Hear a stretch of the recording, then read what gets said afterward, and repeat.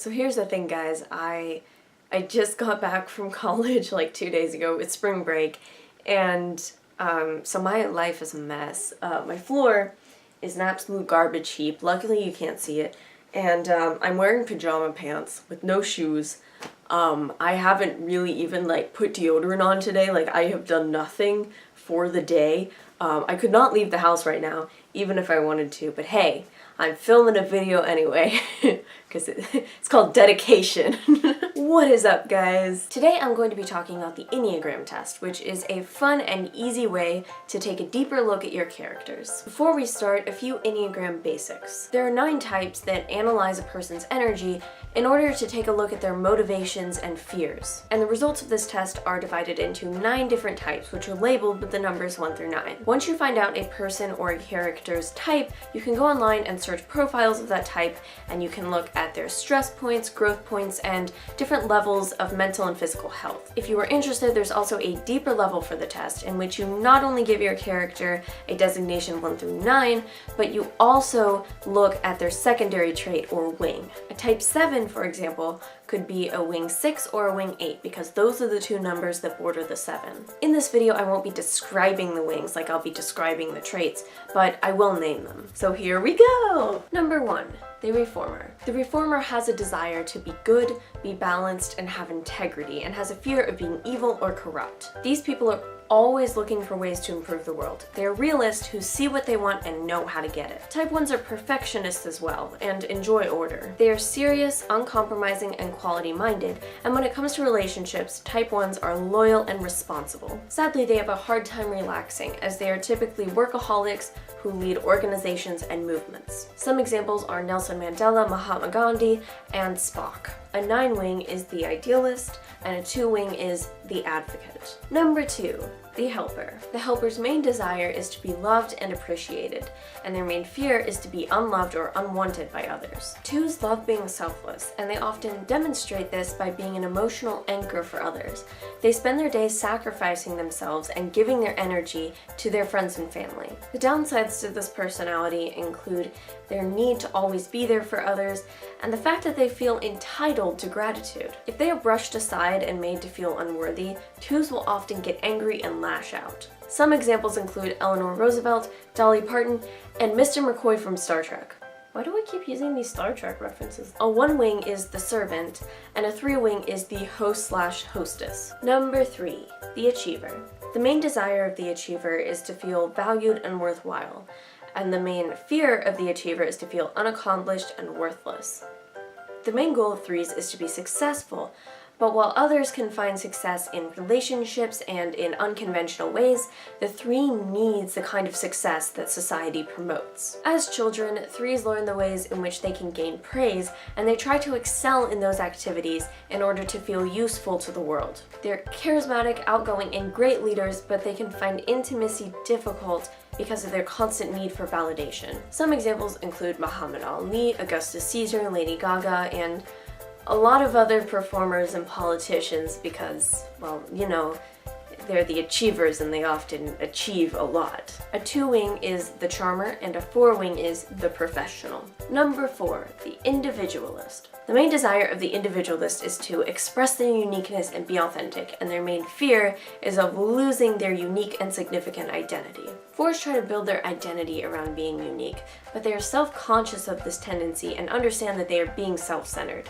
But they're self-centered anyway. They are eternally searching for their true self, which oftentimes means that they're focusing more on themselves than on others. They are emotionally complex and sensitive, and will often withdraw from the world, which, combined with their artistic tendencies, gave rise to the idea of the tortured artist. Oftentimes, this type shoots himself in the foot by being so unique that they defy society's norms and find it difficult to reach success. I know it sounds like I'm just kind of shitting on this personality more than the others, but that's because it's actually what I am and what most writers are, so you know what, I'm allowed to rat on it and tell everyone how dumb I am. Some examples of this type are Virginia Woolf, Edgar Allan Poe and Johnny Depp. A 3-wing is the aristocrat, and a 5-wing is the bohemian. Type number 5, the investigator. The investigator's main desire is to be capable and competent, and their main fear is of being helpless or inadequate. 5s are the quiet, curious scientists and innovators who value knowledge and expertise. They often feel defenseless against the world, and even though they have very strong emotions, they find it difficult to express those emotions. 5s are not very sentimental people, and they find it very easy to look to the future rather than preserve the past. They often have trouble committing to relationships as well as forming new bonds, as they can often come across as cold and patronizing. Some examples include Bill Gates, Stephen Hawking, and Alfred Hitchcock. A 4-wing is the iconoclast, and a 6-wing is the problem solver. Type number 6, the loyalist. The loyalist's desire is to have security and support, and their underlying fear is that they won't have any help or guidance when they need it. 6s are so loyal that they basically invented the phrase, "go down with the ship." They value the opinions of others so much that they often feel alone and scared when they don't have others to steer them in the right direction. They are seekers of something to believe in, which often means that they are very spiritual people. Even though 6s are full of courage when the greater good is on the line, they are still controlled by fear, and they're some of the biggest worriers, especially when it comes to stepping outside their comfort zones. Examples include JFK, Tom Hanks, and Frodo Baggins. A 5-wing is the defender, and a 7-wing is the buddy. Type number 7, the enthusiast. The enthusiast's main desire is to be satisfied and content with all needs fulfilled, and their main fear is of deprivation and pain. Type 7s are practical people who know how to network and gain new skills. Despite their practicality, they are adventurous and excited about the future, which makes them excellent entrepreneurs. 7s are in fear of being in a negative state of mind, and they are eternally trying to offset boredom by multitasking, keeping their options open, and searching for new forms of stimulation. They also anticipate the future so much that they often miss the small, important details. Some examples are Amelia Earhart, Benjamin Franklin, and Robin Williams. A 6-wing is the entertainer, and an 8-wing is the realist. Type number 8, the challenger. The challenger's main desire is to protect themselves and to be in charge of their own destiny, and their main fear is of being harmed or controlled by others. 8s make excellent bosses, seeing as they are assertive, influential, and decisive. They are self-reliant, self-made, and enjoy taking on challenges. However, they deeply fear emotional vulnerability and have trouble creating deep, intimate relationships. They are quick to take charge of situations and to get angry, especially when it comes to others harming them or their friends or family. Their biggest pet peeves, which might set off the anger, include dishonesty and being blamed for things. Some examples include Winston Churchill, Ernest Hemingway, and Serena Williams. I just realized that I stuck the most jackass person, Ernest Hemingway, and with the most amazing person, Serena Williams, and I just don't understand how they're the same personality type and how they even got into this category together. I don't get it. A 7-wing is the maverick, and a 9-wing is the bear. And type number 9, the peacemaker. The peacemaker's main desire is to have stability, or peace of mind, and their main fear is of loss or separation from others. 9s are caring people who see the best in others, and generally trust and assist everyone around them. They enjoy creating harmony in their environment, and they avoid any conflicts or tension.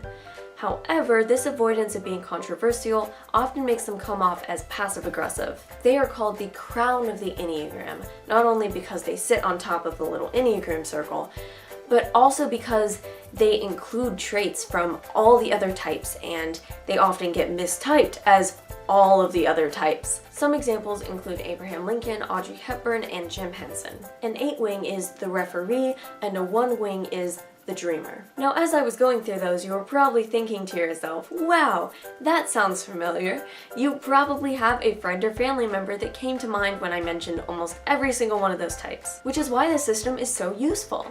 If you're having trouble making your characters realistic or relatable, simply type them and then go online and read a profile that describes that type. This can be especially useful when considering your character's flaws. Oftentimes, at least with me, I create characters that have no flaws and that I have to try to give them flaws. And maybe you're the opposite. Maybe you create characters that have no redeeming qualities and then you have to try to find some. Every one of these types has upsides and downsides, and it has healthy states and unhealthy states.